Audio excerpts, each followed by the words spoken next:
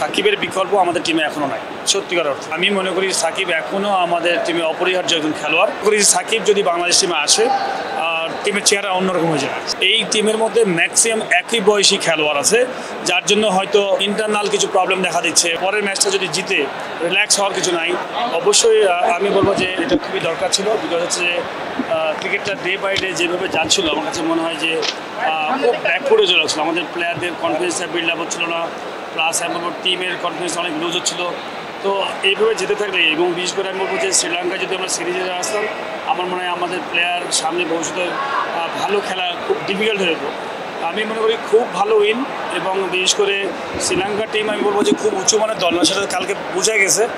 2-3 জন প্লেয়ারের উপরে বেস করে শ্রীলঙ্কার টিমটা ভালো খেলে। আমাদের বোলাররা খুবই ভালো বল করেছে। স্টার্টিংয়ে শরীফুল ভালো ব্রেক থ্রু দিয়েছে, রিশাদ ভালো মাঝখানে ব্রেক থ্রু দিয়েছে। তো সব কিছু মিলে আমার মনে হয় যে আমাদের টিমটা প্রপার টিম, আমার কাছে মনে হয় ভালো খেলেছে। 2-1টা জায়গায় ল্যাকিংস আছে।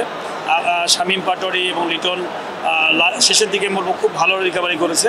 বাট আমার মনে হয় যে টপ অর্ডারে যদি রানটা করে, তাহলে এই প্রেশারটা থাকবে না। আমার মনে হয় যে এই 20 ওভারের খেলায় 180 আমাদের কভারের মতো অ্যাবিলিটি আছে। আপনি যদি দেখেন যে উপরে কিন্তু রান করে নাই, স্লো রান রেট ছিল, তারপরেও নর্মাল ক্রিকেট খেলে কিন্তু আপনি আলটিমেটলি 180+ কাছাকাছি করেছেন।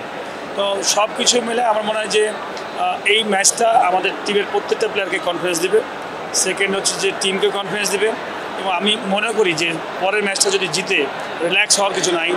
আমরা যেহেতু কনফিডেন্স অনেক লুজ করেছি, আমার কাছে মনে হয় যে পরবর্তী ম্যাচটা সিরিজটা জিতলে বাংলাদেশ টিমটা আবারও ওইভাবে কামব্যাক করবে, এবং পরবর্তী পাকিস্তানের সাথে যে খেলাগুলো আছে, আমি মনে করি তখন পাকিস্তানের জন্য একটা প্রেশার হবে যে না, শ্রীলঙ্কা থেকে সিরিজ জিতে আসছে, দেন পাকিস্তানের উপরে একটা প্রেশার, এবং আমাদের প্লেয়াররাও ভালো খেলবে।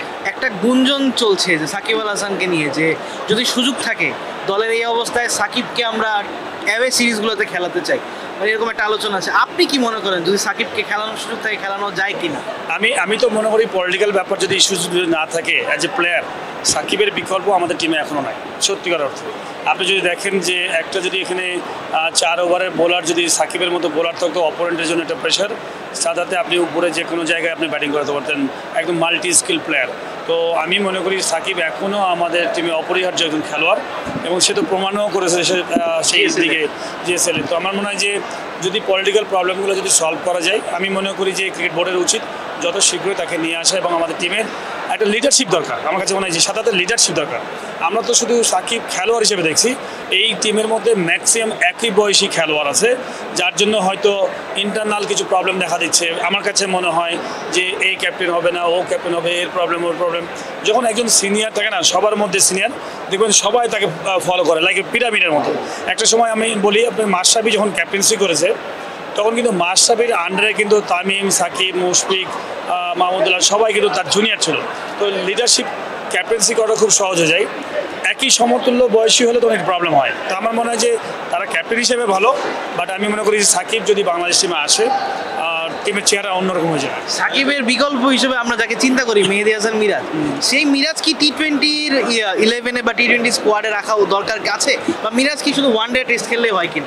সাকিব আর মিরাজ, আপনি যে বললেন বিকল্প বললেন, ওয়ার্ল্ড ক্রিকেটে আপনি বলেন তো, আমি মিরাজ মিরাজকে আমি ছোট করবো না। মিরাজ আমাদের দেশের খেলোয়াড়, বড় খেলোয়াড়, কিন্তু সাকিব এবং মিরাজকে যদি কম্পেয়ার করা যায়, আপনি যদি বিদেশি যে কোনো প্লেয়ারকে বলেন, ধরেন 100টা প্লেয়ারকে, অনেকেই হয়তো মিরাজের নামটা নাও বলতে পারে, কিন্তু সাকিবের নামটা জানে না এমন কোনো অর্গানাইজারও নাই মনে হয় যে সাকিবের নামটা জানে না।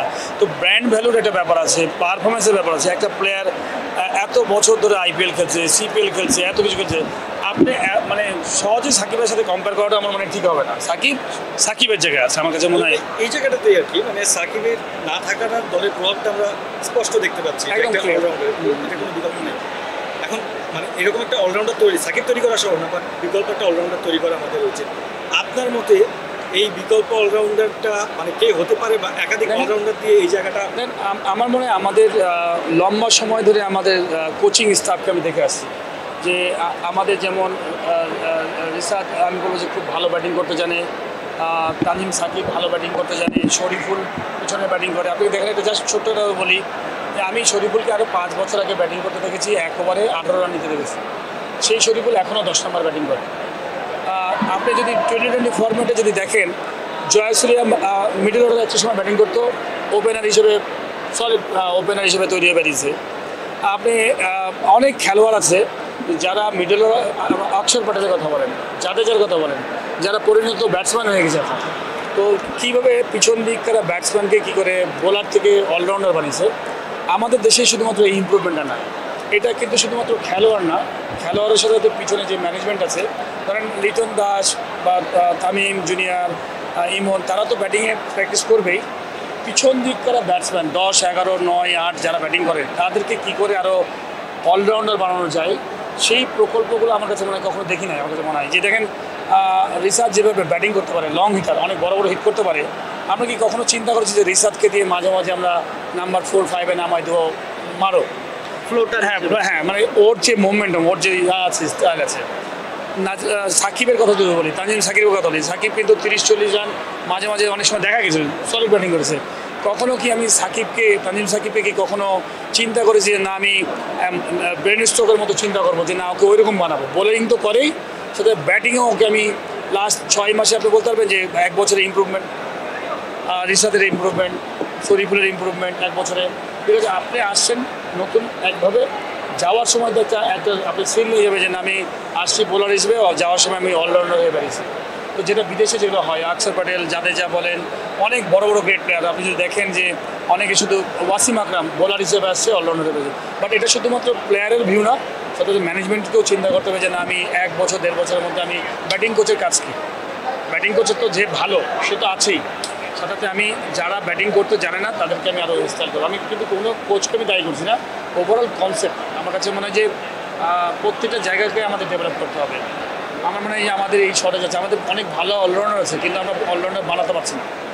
লিটনের প্রবলেমটা আসলে কোন জায়গায়, তার রানের ফেরাটা কতখানি স্বস্তি দেয়? আমার মনে হয় যে লিটন তো অসাধারণ স্কিলফুল প্লেয়ার, বাট সবচেয়ে বড় প্রবলেম হচ্ছে আমার মনে হয় মাথার প্রবলেম। আপনি যদি দেখেন ও ব্যাটিং খুব ভালো করতে পারে, আমরা যখন একটা ব্যাটিং দেখি যে লাস্টে যখন কালকে ব্যাটিং করছে দেখলেই ভালো লাগে, কী সুন্দর ফ্লুয়েন্ট খেলছে, এমনকি বিভিন্ন সময় বিভিন্ন ইনিংস দেখা গেছে। বাট একটা প্লেয়ার একটা বড় টিমের সাথে যখন 70 রান করতে পারে, 100 রান করতে পারে, সে কেন ধারাবাহিক হতে পারে না? তো ধারাবাহিক না হতে পেছনে আছে ব্রেন, যে আমি ব্রেন বলতে পারছি যে কোন সময় কোন বলটাকে মারবো, কোন সময় কোন বলটাকে মারবো না, ক্যালকুলেশন, শর্ট সিলেকশন, এগুলো তো আসবে আপনার ব্রেন থেকে। তো আপনি একটা প্লেয়ার শুভমান গিল রানের পর রান করে যাচ্ছে, অথচ লিটন দাস 10 বছর আগে থেকে খেলছে, 10 বছর আগে কিন্তু 60-70 রান করেছে বড় বড় টিমের সাথে, এখন কেন পারছে না? তো আপনি সুইপ খেলতে পারে, রিভার সুইপ পারে, পুল খেলতে পারে, হুক খেলতে পারে, শুধুমাত্র 2টা প্লেয়ারের মধ্যে পার্থক্য যে আমি কতখানি মেধাটা ইউজ করতে পারছি ওখানে। আপনি নর্মালি এটা ব্যবসায়িকের মতো, কোন সময় আপনি কম মূল্যে কিনবেন, কোন সময় বেশি দামে কিনবেন, একটা ব্যবসায়িক যেভাবে চিন্তা করে।